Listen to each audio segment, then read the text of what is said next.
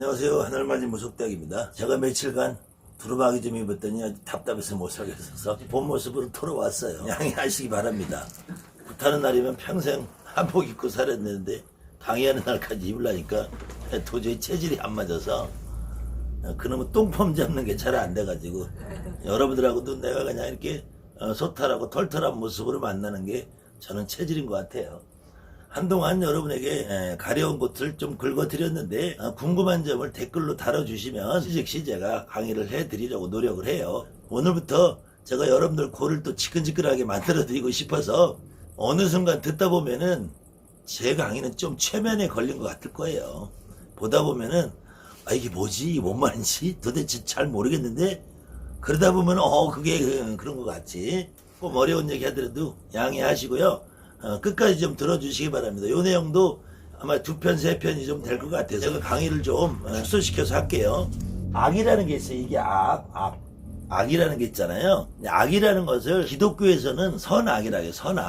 선악이라고 해서 그 최초의 악이라고 등장하는 것이 뭐냐면은 이 선이다, 악이다 할 때 최초의 악이다라고 등장하는 악이라는 건 뭐냐면은 인간의 분별심이에요. 분별심.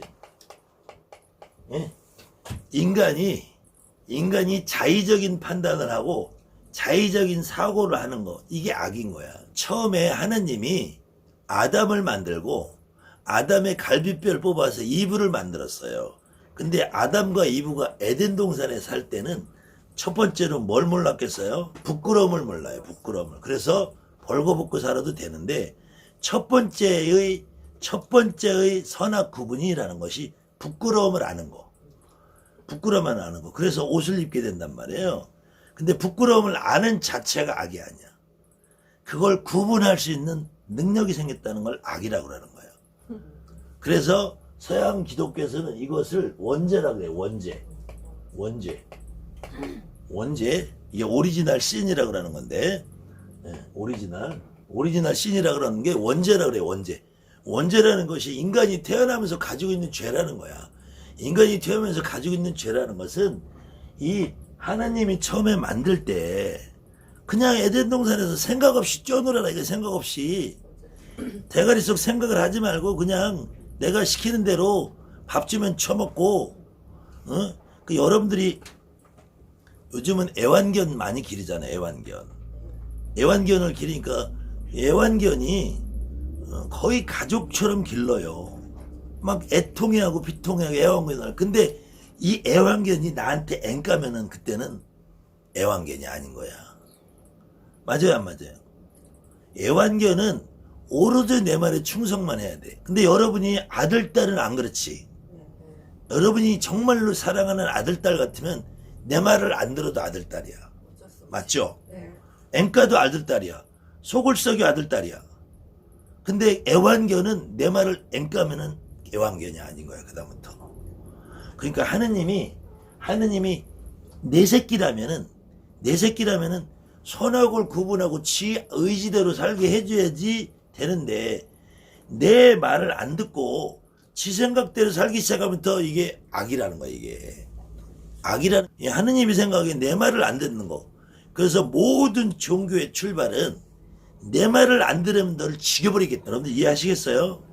그래서 그것을 표현하기를 도교에서는 너가 착한 일을 하면서 내 말을 듣고 연못돈 갖다 바쳐라고.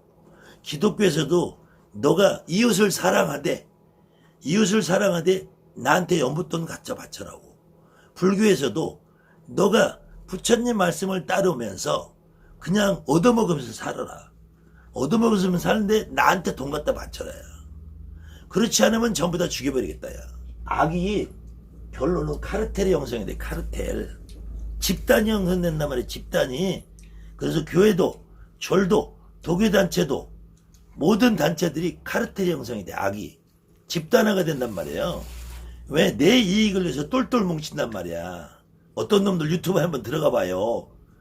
아주 폭탄을 맞지. 폭탄을 들어가 보신 분은 알 거예요. 카르텔이 형성된단 말이야. 이 카르텔은 뭐냐면은 혹시 요즘은 이게 많이 없어졌는데 무속인이 되는 과정에서 산정수전 공주전을 다 겪잖아. 그러다 보면은 또 무속인들이 사실은 좀 귀가 얇아요. 되는 사람들이. 남의 꼬이면 잘 넘어가. 그래서 여기 한번 빠졌다 나온 사람이 있을 거야. 피라미드. 응? 피라미드에 빠지는 아메이라든지 아니면 옛날에 전 담요 팔고 하는데 좀 빠졌다 나온 사람들 있을 거야. 약 팔고. 예? 근데 요 피라미드가 구조가 뭐냐면은 요 밑에 사람들 피 빨아먹고 사는 거야. 근데 요 중간쯤 되면은 요 사람들이 피를 빨아서 내가 먹는다는 걸 알아. 그런데도 이걸 못 버려. 왜? 이 피를 안 빨아먹으면 내가 죽으니까. 이 악의 카르텔이 형성이 되면은 거기서 발을 못 빼요. 여러분들 댓글 달아봤잖아. 폭탄 맞잖아, 폭탄. 이 악에 한번 카르텔에 빠져서 악인이 돼버리면은 영원히 안 변해요. 못 변해. 그걸 벗어던질 수가 없어. 대표적으로 여러분들 전두환이라고 들어봤죠? 네. 대한민국 사람 치고 전두환이가 정말 위대한 대통령을 생각하는 사람 한 번도 없을 거예요. 이건 정치적인 얘기가 아니야. 인간에 대한 얘기예요. 그렇게 나라 돈 수천억을 먹고도 대통령직을 박탈당하고도 나는 돈 현금 28만 하고 진돗개 새끼 한 마리밖에 없다. 뻔뻔하게 살고 있잖아요. 그 다음에 지금 여러분들이 일본 놈들 보세요. 일본 놈들. 에? 우리나라한테 무역 보복을 했죠. 그때 대한민국 사람들이 노재팬. 그런데도 지네들 잘못 인정 안 하죠. 임진왜란을 쳐들어왔어요. 우리나라 일제 36년을 얼마나 못된 짓을 많이 했어. 거기에 정신대라든지 징용이라든지 학도병이라든지. 대한민국 사람들은 이 일본 놈들은 가름하셔도 시원찮아. 맞아 안 맞아? 이 방송 보시는 분 맞아 안 맞아요? 일본 놈들은 가름하듯이 시원찮아. 그런데도 반성 안 하잖아요. 마찬가지로 중국 놈들 사드 사태 보복했죠. 롯데 다 망해서 철수했죠. 그리고 동북공정이라고 지금 백두산 만주가 지네 땅이라고 하잖아. 여기선 더 나가서 지금은 여러분들 뉴스 보세요. 김치도 지네 거래. 한복도 지네 거래. 뉴스 보시죠.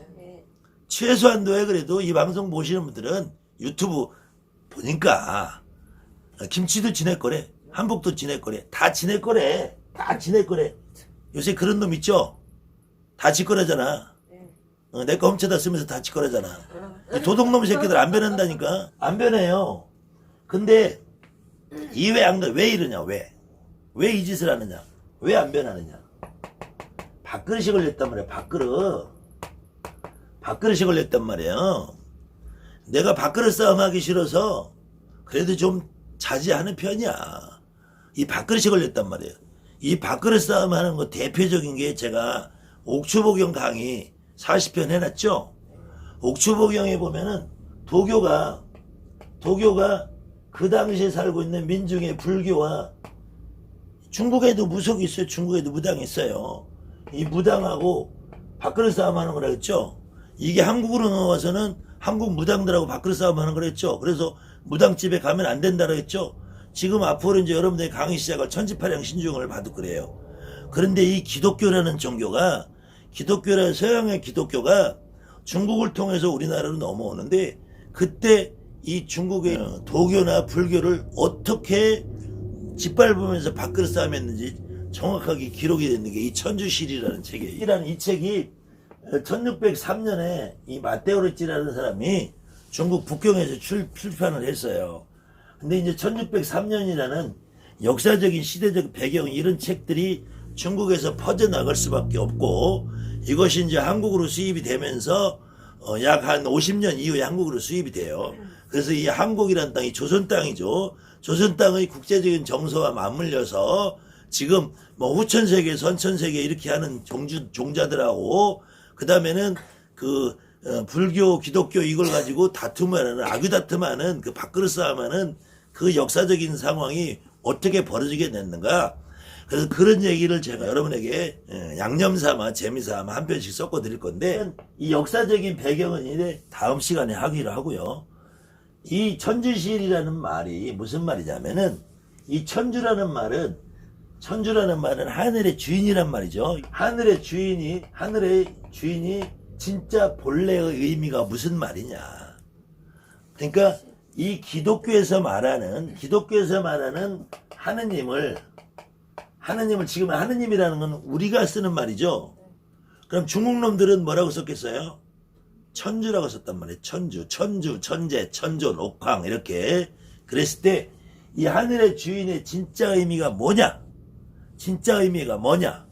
그랬을 때 이 하느님이라고 해요. 근데 하느님이라고 우리가 하는 거죠. 근데 중국에서는 뭐라 그러냐면 천주하, 상제야라고 시작돼요. 이 첫 대목에, 이 책의 첫 대목에. 예, 마테오 로찌라는 신부가, 이태리 사람이에요, 이태리 사람. 근데 이태리 사람이 중국에 와서 중국의 유교, 불교, 도교를 얼마만큼 심오하게 연구해놨냐면은 이 책을 보면 저도 감탄을 해. 까무러치게 생겼어요.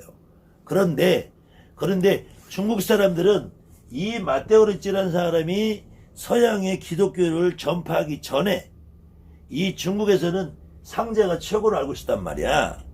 근데 이 상제를 하느님하고 똑같은 양반이다라고 해요.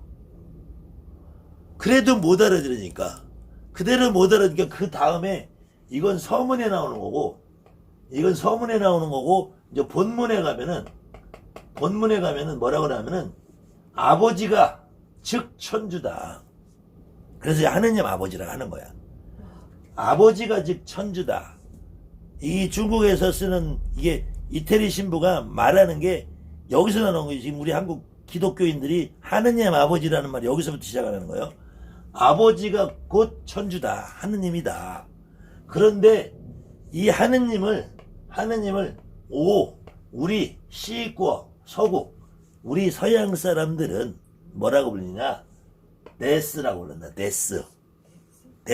이게 데스가 뭐냐? 제우스예요. 제우스. 그리스 로마의 시 나오는 제우스. 중국 발음은 데스고 데우스라면 제우스. 유럽에서는 이태리 놈이니까 로마 사람이잖아요. 로마 사람들은 우리 서양 사람들은 제우스라고 부른다. 제우스. 그 제우스가 곧 니네들이 말하는 상제다. 니네들이 말하는 상제가 우리가 말하는 천주다. 하느님이다. 이렇게 나오고 똑같다고 해요. 이렇게 하면서 이제 이 본론으로 들어가면은 그런데 너희들이 지금까지 상제를 믿고 살았는데 이 상제를 나중에 상제라는 거는 원래 유교 문화예요. 유교 문화라는 건 이 상제는 제가 말했죠. 원래는 제라고. 제는 중국 놈들의 원래 의미는 조상님이라 했잖아요. 조상님에서 위에 있는 조상이라고 상제라고 하고 여기서 이제 도교에서 갔다 가서 옥황이라고 붙이는 거, 옥황을. 그래서 도교에서는 옥황상제고 원래 중국 유교에서 중국인들의 그냥 가슴 속에서는 그냥 우리 할아버지, 단군 할아버지 같은 느낌이야 이게. 상제가. 그러니까 제는 단군 할아버지고 상제는 환인 할아버지 같은 의미야 중국 애들은. 근데 요거를 도교에서 갔다가 옥황이라는 걸 붙여서 하늘의 천신 천존으로 만드는 거예요. 그랬을 때 이 마테오 로찌라는 신부가 이 본문에서 쭉 이어지기를 원래 너희 중국 사람들은 니네 할아버지 상제를 믿었는데 지금은 왜 부처님만 믿냐? 왜 부처님만 믿고 왜 지금은 천존만 믿냐? 이렇게 해요. 이 과정을 제가 조금 풀어드릴 건데 이 과정에서 계속 반복적으로 나오는 것이 전생의 업이 어떻고 후생이 어떻고 요 태아령이 어떻고 이런 말들이 이제 사이사이 나와요. 여러분들이 제 말을 듣고 유튜브에 태아령하고 한번 쳐보세요. 태아령하고 지금 이 방송을 보신 분은 태아령하고 한번 쳐보세요. 제가 개새끼들이라 하는 놈들이 다 태아령에 대해서 얘기를 해요. 무당판을 휘젓고 다니는 쓰레기들이 다 태아령을 얘기를 해. 제가 그거 다 캡쳐서 다루면은 또 내가 또 막 싸워야 되니까. 그게 무서운 건 아닌데 귀찮아 죽겠어. 파리떼들 지새끼도 귀찮아 죽겠어. 내가 여러분들 강의할 시간도 없는데 근데 이 태아령을 팔아먹는 놈들이 이 첫째로 이 선악을 분별 못할 이 악처럼 원죄처럼 여러분한테 특히 이 무당판에는 법사들도 있지만 보살이 거의 60% 70% 이상이란 말이에요. 그 중에서 박수는 일부고 남자 무당은 일부고 나머지는 법사란 말이야. 법사들은 거의 영이 없이 경쟁이란 말이야. 경쟁이. 경을 읽으려서 경쟁인데 경쟁을 하니까 경쟁이에요. 법사는. 그러다 보니까 이것들이 밥그릇 싸움의 도사들이란 말이야. 내 밥그릇 한번 안 뺏기려고 아주 불독구가 돼서 도사계열이 되는 거예요. 그때 제일 팔아먹기 쉬운 게 여자들의 가슴 속에 있는 그 근본적인 죄책감. 원죄를 팔아먹는다. 원죄. 근데 잘 생각해 보세요. 여러분 뱃속에서 만약에 이 두 가지로 나눠요.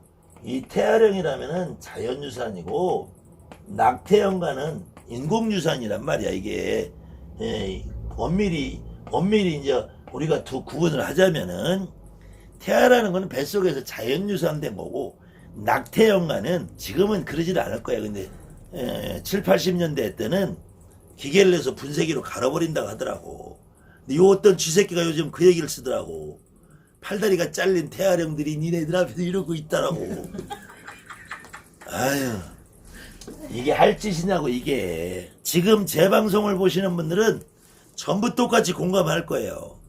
근데 제 방송을 안 보시는 분도, 오늘 이 방송을 처음 보시는 분들도 이 태아령 팔아먹는 새끼들이 대한민국의 최고 치산 더러운 놈들이야. 맞아요 안 맞아요? 여인들에게, 여자들에게 가장 원초적인 죄의식을 팔아먹는 죄파리들이에요. 근데 잘 생각해 보세요.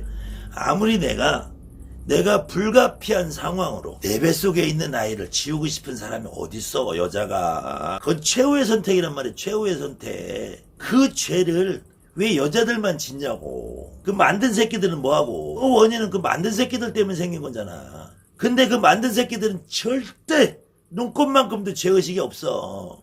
정말에 이건 인류 전체를 동떨어서 동서양을 막론하고 만든 새끼들은 1%의 과책감도 없어. 그런데 그 만든 새끼들이 이걸 팔아먹고 다녀요. 여자들끼리는 지가 그런 경험이 있으니까 태아령에 대한 얘기를 함부로 못해. 근데 유튜브를 보세요. 여러분들 유튜브 보세요. 그래도 보살님들은 10명이면 5명은 태아령은 슬픈 존재다라고 해요. 태아령은 불쌍한 존재지 악령이 될 수 없다라고 그래요. 근데 남자라고 법사라고 도사라고 개도사들이 하는 소리가 전부 다 태아령은 악령이래. 왜? 지네들이 그걸 못 겪어봤으니까. 그래서 악령을 찾고 태아령을 찾고 허주를 찾고 빙의를 찾고 퇴마를 찾는 놈들은 경험이 없는 새끼들이야. 귀신을 진짜 느껴봐요. 어떻게 귀신이 악령이 있어. 태아령을 진짜 느껴봐. 태아령이 어떻게 악령이 돼. 가엾고 불쌍한 존재지. 그 태아령조차도 나를 그렇게 만든 내 엄마를 가엾고 불쌍하게 생각해. 절대로 원망하고 미워하고 그러지 않아요. 뱃속에 있는 아기가 엄마를 더 걱정해. 절대로 태아령이 여러분의 인생을 발목을 잡지 않아요. 정말 한번 깊게 생각해 보시기 바랍니다. 이 악령이고 무섭고 속죄를 되고 이런 놈들이 대한민국에서 최고 쓰레기라고. 최고 쓰레기. 정말로 유튜브 한번 검색해보세요. 태아령만 때리치면은 얼마 무시하게 이 태아령을 정말로 드라큘보다 더 무섭게, 부산행인가, 부산행에 나오는 좀비보다 더 무섭게 만들어놨는지. 태아령을 한번 쳐보세요. 태아령을 한번 쳐보시고 태아령 팔아먹는 새끼들이 얼마나 쓰레기 같은 종류인지 한번 쳐보시라고요. 제가 우리 무속인들이 역사와 무속인들이 어떻게 살아가야 할지 여러분들 현실적인 부분과 섞어서 또 이렇게 좀 잘난치기를 하는 좀 어려운 내용도 이렇게 섞어서 여러분에게 강의를 좀 해드릴게요. 저도 이런 거 읽으려면 머리 빠져요. 이거 난 글씨도 좀 짜고 또 그러고 눈은 침침해 죽겠는데 그리고 또 이게 한문이 또 알아들을 수 없는 할머니 많어. 이게 데스라고 하면 뭐 어떻게 알아들어 이게. 이 데스 이게 아유 제우스 이게 번역을 해야지 나는. 그래도 친절하게 번역하는 사람도 있어요. 제가 다 번역한 거 아니에요. 그렇게 똑똑하지는 않아요. 그러니까 이런 귀한 책을 만들어 오신 분들의 도움을 받아서 여러분에게 강의해드린 겁니다. 제가 뭐 그렇게 똑똑한 놈은 아니에요. 그래도 여러분들에게 쓸만한 정도 말을 해드리기는 하니까 앞으로도 지속적으로 관심 있게 보아주시고 오랜만에 한번 합니다. 구독, 좋아요 눌러주시고 알람은 빼세요. 새벽에 울리면 잠 깨니까 낮에 보세요. 잠 설치지 마시고 감사합니다. 하늘만지 무섭자입니다.